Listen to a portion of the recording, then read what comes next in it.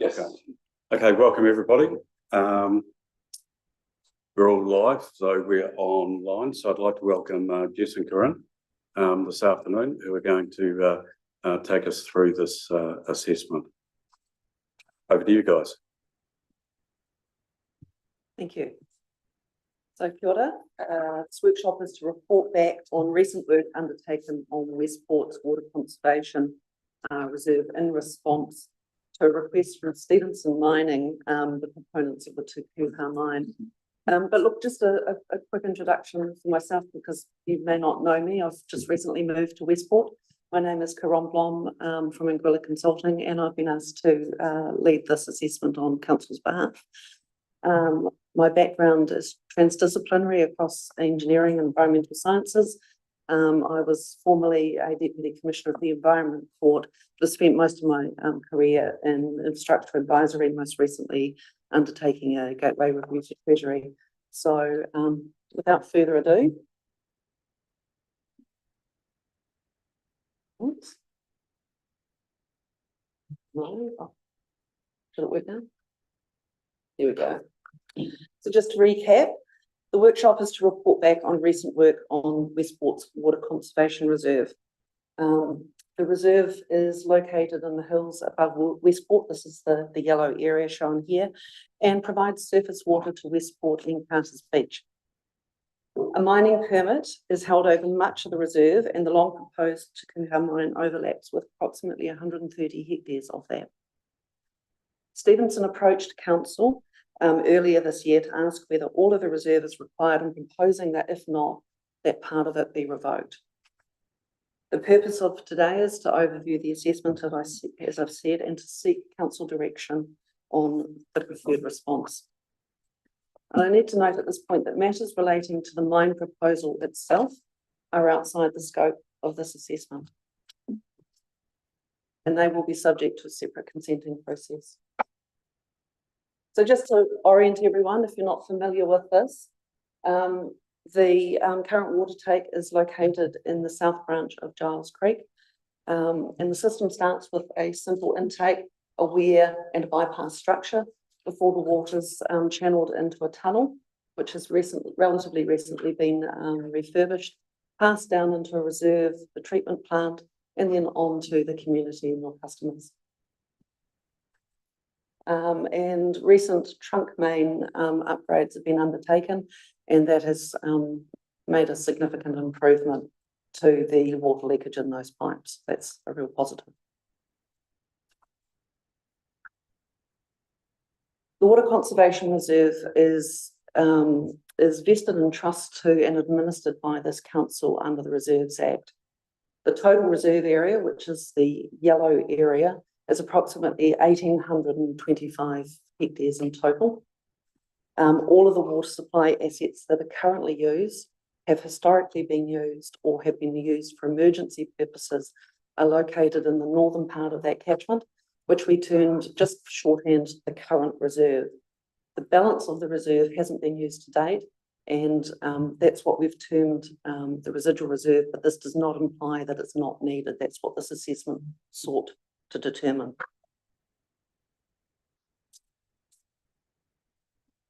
The reserve comprises roughly it does comprise seven geologically similar catchments. The green dots that you see here are the current takes.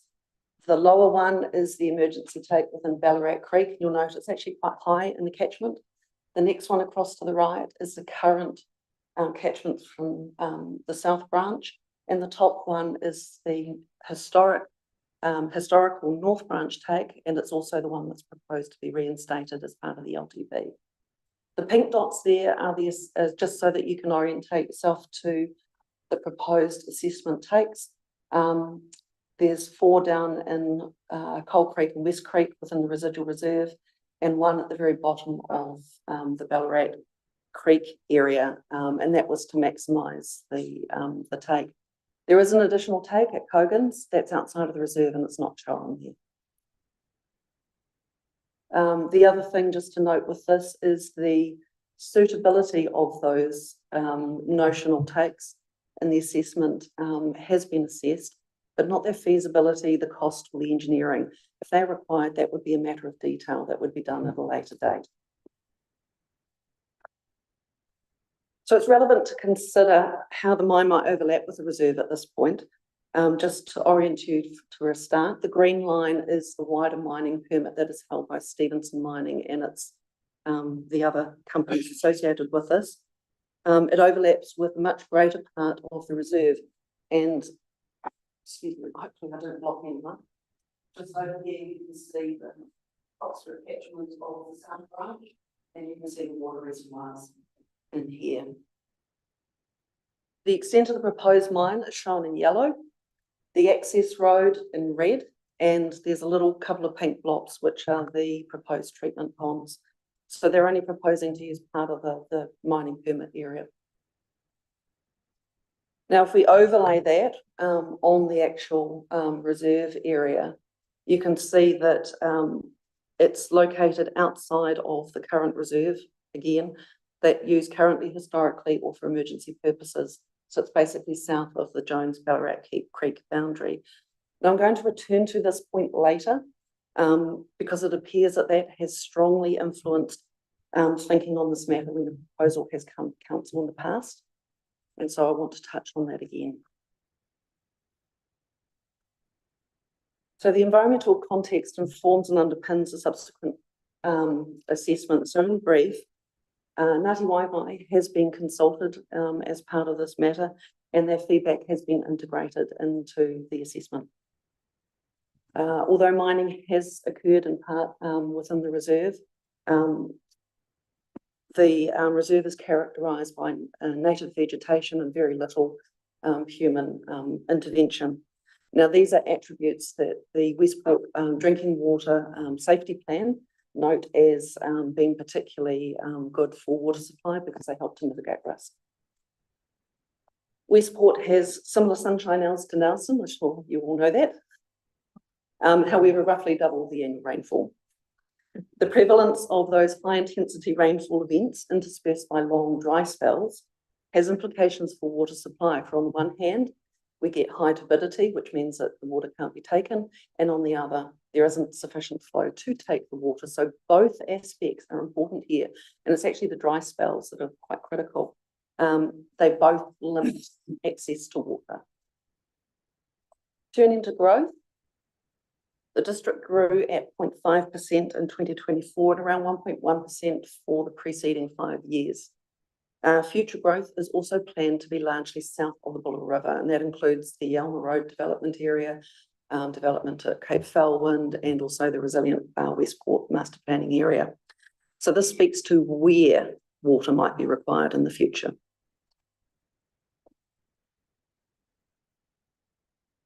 Catchments within the reserve are all very steep and periodically affected by rockfall, debris flows, and landslides. Whilst rare, these can have significant consequences. Notably, large destructive events occurred in 1910 and in the 1970s. Then in 2021, a major landslide destroyed the infrastructure in the North Branch shortly after the South Branch tunnel reopened after repairs from a collapse. Smaller slips occur frequently, and landslides are listed as an unacceptable risk when the Westport Drinking Water Safety Plan. For example, the Ballarat Creek emergency take was deployed when the South Branch, after the South Branch tunnel collapse, and again in 2022 when further slips rendered the area unusable and town wasn't able to meet its supply needs. As the risk of high intensity rainfall events increase, so too does the risk to the supply catchment through those landslides. And whilst high intensity rainfall events are more likely over time, Westport's also likely to experience longer dry spells. And as I said before, both limit access to water. In addition to this, there's a high probability of a major seismic event, not just from the Alpine fault rupture, but any number of the fault lines around the area. And this could, again, impact on supply catchments through effects such as landslides, amongst other impacts. And that's a major resilience consideration, which the legislation requires to be taken into account.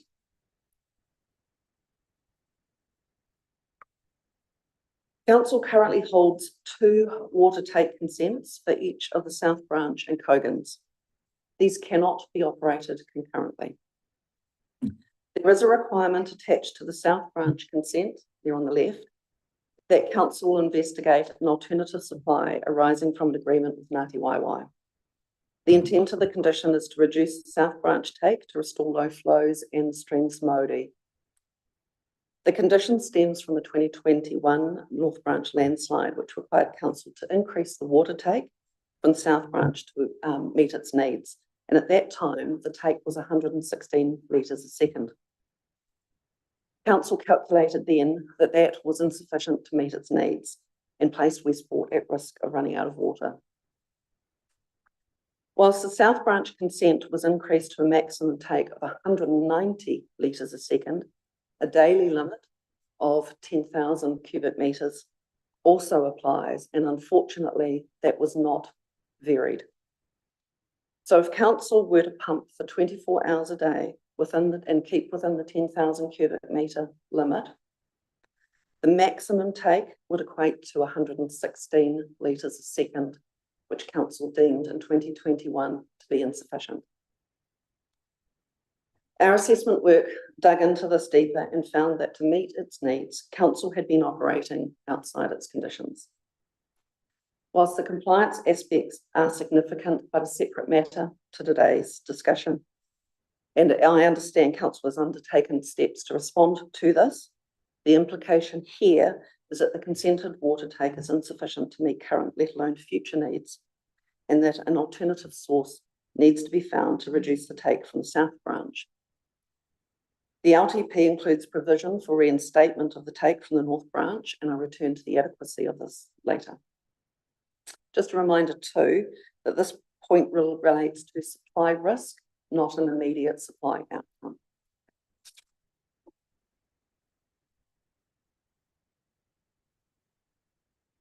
I just want to turn now to the previous interactions and approaches to Council as the Te Kuha mine proposal has come before you before.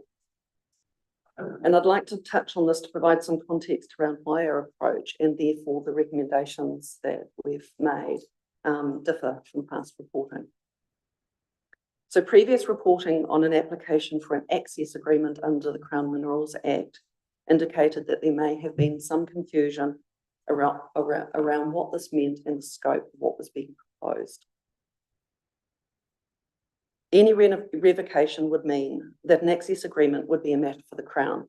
Okay, so it's not particularly relevant here, but I just want to clarify that Stevenson's has indicated the proposed overlap within the reserve is approximately 130 hectares and includes not just an access road, but the proposed mine treatment ponds and the mine itself.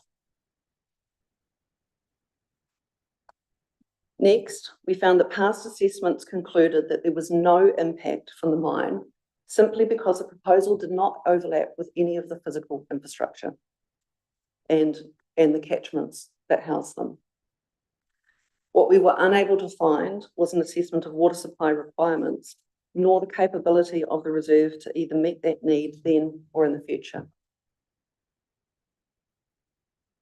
The final point is to acknowledge the prospect of Council granting an access agreement over the reserve was also challenged before the courts, with the Supreme Court ruling that the Council was required to administer and maintain the reserve in accordance with its stated purpose under the Reserves Act, which is water conservation. So in putting the matter to Council once again, Stevenson asserts that the residual reserve is not needed and has asked that the reserve status be revoked over that part of the reserve. The question here is whether all of the land is currently designated for water conservation is required for that purpose. There are 3 pathways that give rise to 5 options here. In short, Council could say no to Stevenson's request to revoke the reserve, either because it needs all of the reserve for water supply, or simply because it is its prerogative to say so. On the flip side, it could also say yes because it does not need the reserve for water supply, or because it chooses to say yes. There's also another option in here, which is a middle position, which is to say not yet if it currently needs the reserve, but could secure an alternative resource at a future date.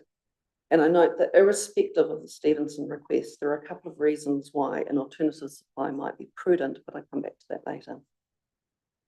2 points to note here as well is that a revocation process, and this is the tan areas at the bottom for any revocation option, those would mean that the land would revert to the Crown. And it is the Crown that would then decide whether or not to grant access, and any compensation attached to that access would be a matter for the Crown. The other point, and I made that earlier, is that the resource consents and authorisations are a separate process. So the assessment work approached this from first principles, and these were around and with certain key parameters, which were a 50-year horizon for looking into the future, an assumption that the reticulated town supply was sourced solely from within the reserve. Now, there have been previous studies on looking at alternative supplies outside of the reserve area. However, none of these are sufficiently advanced to be anything other than fanciful. And I don't mean that in a pejorative sense. They can't be banked, as it were. We have assumed the 0.5% growth in line with statistics and council's own strategies. Next, while we understand that adding Waimangaroa to the Westport supply has been mooted, again, that's conceptual, and the numbers are small, so that wasn't taken into account. Lastly, works to address treatment efficiency and pipe leakage are ongoing and will be of benefit. However, these are operational details, and the focus here is on the reserve capacity and rather than re-engineering the system. And nothing in all of that precludes changes to the previous options or those options being developed into the future. We then, on the tranches, we then considered matters through 3 lenses that I'll turn to next. The technical assessment was undertaken by Davis Ogilvy, or DO, and peer reviewed by WSP. Now, both of those organisations have previously advised council on water-related matters, so they're familiar with your area. I'm not going to dive too deeply into this because it gets quite wordy and cumbersome. There's a further detail on statutory matters within the report, but just to touch on a few key points. In addition to overarching Local Government Act requirements, council is required under the Water Services Act as a drinking water supplier to provide an adequate supply of water. Now, that accountability remains even when the new water entity is established.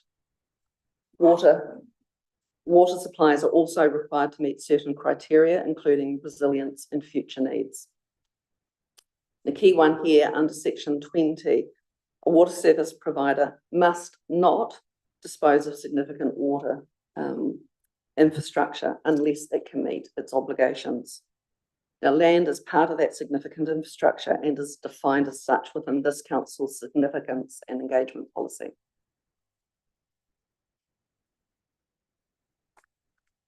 The Reserves Act provides for the protection of the Water Conservation Reserve for its defined purpose, and that was referenced by the Supreme Court. It also makes provision for land to be swapped and for the protection of the reserve's broader attributes such as its biota. And also draw your attention to the suitability test, as it were, in red down the bottom. And this is why we've specifically asked the question around whether the reserve is suitable for its use.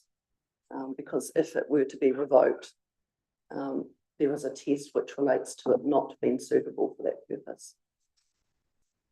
And look, there are a number of other matters that shape and define obligations here within policy statements, and these relate to matters such as low flow growth and development and emergency supply. Turning to council strategies, these are required obviously to align with the statutory requirements, but they also include your own objectives tailored to the district, and these are set out in more detail within the report, so I don't propose to go into those in any detail here, but I did want to touch on the community outcomes defined in your annual plan, because there's several of those that are of relevance to water supply and act as a bit of a touchstone here, and they informed both our approach and our recommendation as outlined here. And again, common themes about healthy, safe, resilience and sustainably managed. From the technical assessment, there is a perception that there is enough water, but this unfortunately has been based on a non-compliant take. So we had DO model several scenarios. The first was the actual take, which was based on those historical take records. The next was a consented take, which was adjusting those records to stay within the consented limits. Whilst a consented take would be compliant, we created another category, this compliant category, which is a consented take, but also providing for low flows within the streams to accord with statutory provisions around low flows, undertakings to Ngāti Waiwai, and Council's own strategies. These three scenarios were assessed for both current and future need and how they might be met within various catchments. The modelling confirmed, and this is the current state, that as it stands, Westport is at risk of being unable to meet its water supply needs unless it adds an additional supply. These are the green and black lines here. The green is with the low flows provided for, the black is staying within your resource consents. But this is not a case of varying the consent, as Council has undertaken to reduce its water take from the South Branch, so this requires an extra catchment. The re-establishment of the North Branch is provided for within the current LTP and needs to be progressed purposefully, given the technical assessment shows this current supply is precarious. The effect of adding the North Branch is shown here in blue and approximates the actual take, which is the one in red. And the key for all of these is at the top. So Westport's needs could also be met by taking from the lower Ballarat, that's in yellow, and the effect of adding both the North Branch and Ballarat to the current take, which is in pink, would be well in excess of your current needs. In the future, though, some 825 hectares of the reserve will be required, which is the equivalent of the combined take from the North and South branches of Giles Creek and the lower Ballarat take. Now that's the pink line. And that is the only option that provides sufficient water to meet future need. DO has also assessed that this would likely to be required not in 50 years' time, but in 20 years' time.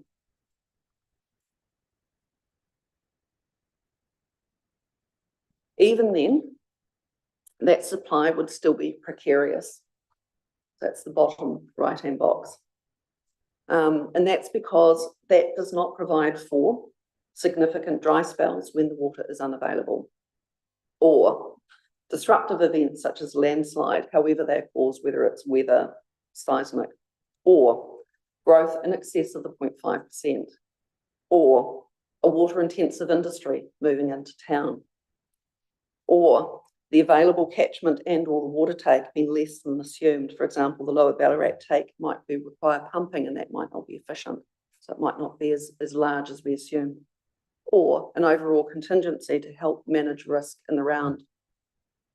So DO assessed that Coal Creek, West Creek catchments within the residual reserve were suitable and recommended that these be retained within the reserve to mitigate the attached risks, and the peer reviewer agreed.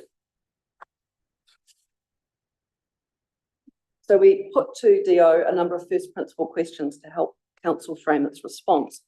And these relate to whether the reserve as used currently, historically, or for emergency purposes was sufficient. And if not, how much more area was required, and whether the residual reserve was of benefit to help manage emergency risk. And again, that question of suitability. And the overall conclusions from that technical evidence and considering the statutory and strategic requirements were that at present, there is not enough of the reserve being used to meet current needs. In addition to the extra take now, which is the North Branch, a further take is required in the next 25 years. This requires all of the reserve north of Ballarat Creek, or in an area equivalent to 825 hectares. However, because there are still assumptions and wider risks that the legislation requires be taken into account, Council would be unable to demonstrate that the balance of the reserve is not needed. That said, whilst reserve is still suitable as a water supply, it may not be where future water is needed, given the projected direction of growth. This, coupled with matters such as landslide risk, mean that an alternative supply option outside the reserve do merit review, and that's separate from any consideration of the Stevenson request. A couple of other matters just to close this out very quickly. Look, consideration of any opportunity cost arising from the conclusions made in our report is outside the scope of our assessment, and irrespective, it would be speculative for us to comment because that needs to be assessed in the round through other processes such as the resource consents that usually take into account economic benefits, etc.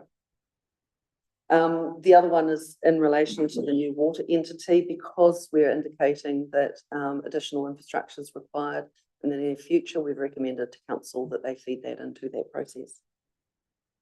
So the next steps would be for council to decide how to respond to Stevenson, and that direction would need to be assessed against council's significance and engagement policy, including the need to consult with the wider community, which obviously depends on the direction which you decide. So, turning over to that next, just to recap, the question put to council by Stevenson was whether all of the reserve is required for water conservation purposes. And in our view, there are 5 options as set out earlier and just paraphrased here for your discussion. So thank you, that's all from me. Happy to take any questions. Thank you for that. Any questions from anybody? Bill? Yeah, thanks, Mr. Mayor. Thanks, Corin. Great briefing you've given us. Look, I'm just keen to know, and it's something that I perhaps should know anyway, but what assumptions did you make in terms of future growth? Can you outline, year on year to? Sure. So look, the 0.5% was the assumed growth rate. It has been higher in the recent times. I think the immediate past year was lower. 0.5 was deemed to be consistent with the LTP. It was also the number that's been taken forward into the water services delivery plan for the assumed growth in the area. Now, the counterfactual is if there's no growth, the current water requirements would be your no growth scenario. But I note that the Development West Coast and also the Resilient Westport master planning process is also predicated on growth in the area.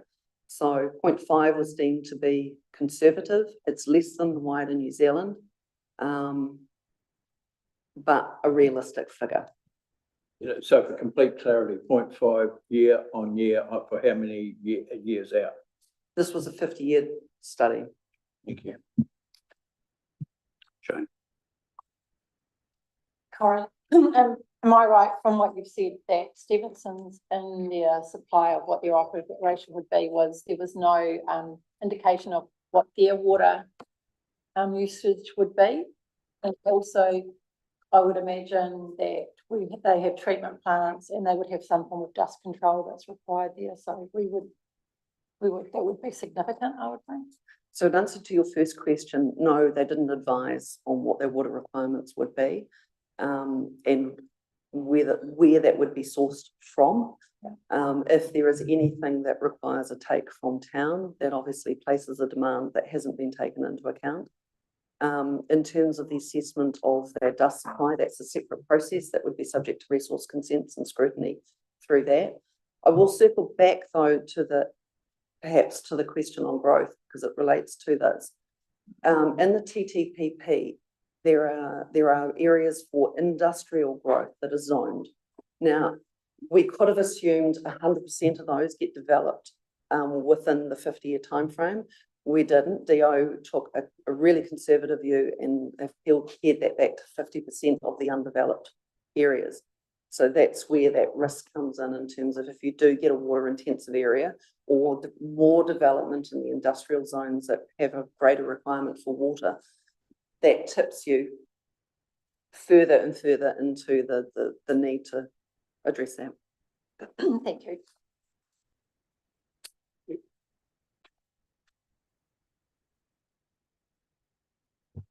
We've looked at the growth of population.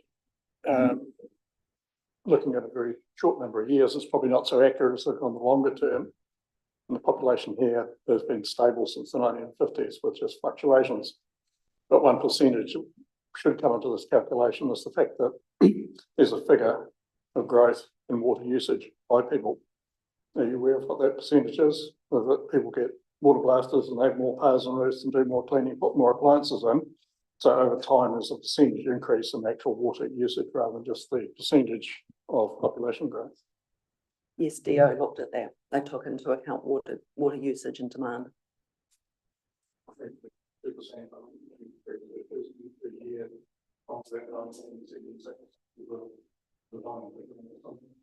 Look, I couldn't tell you what those historical figures are, but DO certainly looked at the current and projected use and acknowledged that there is a growth in demand. Thank you. Any other questions? No. Simon? All good? Okay, thank you, Grant. Thank you, Jess, for the presentation. So just to comment, so this paper will be coming to council next week with options that Corona's already outlined for council to consider. So it's a pretty comprehensive report. Thanks, Simon. Yeah, I just had a question because from what I've heard there, I read the report before I came. You're still left 4 and 5, and yet clearly indicated that are not really options that we should be considering. So you're saying that we have the ability to make a decision that is quite counter to all the information you supplied. I think it's incumbent on us to put all the options out there. I would, separate from what the officers might recommend, and I'm sure they won't want you to do anything that's contrary to your legislation. My recommendation is strongly that 4 and 5 are not viable options because they would offend your statutory obligation, or certainly 4 would. Yeah, but I'm not a lawyer either. Yeah, that's where direction from council would be helpful in terms of where you'd like to see the final recommendations.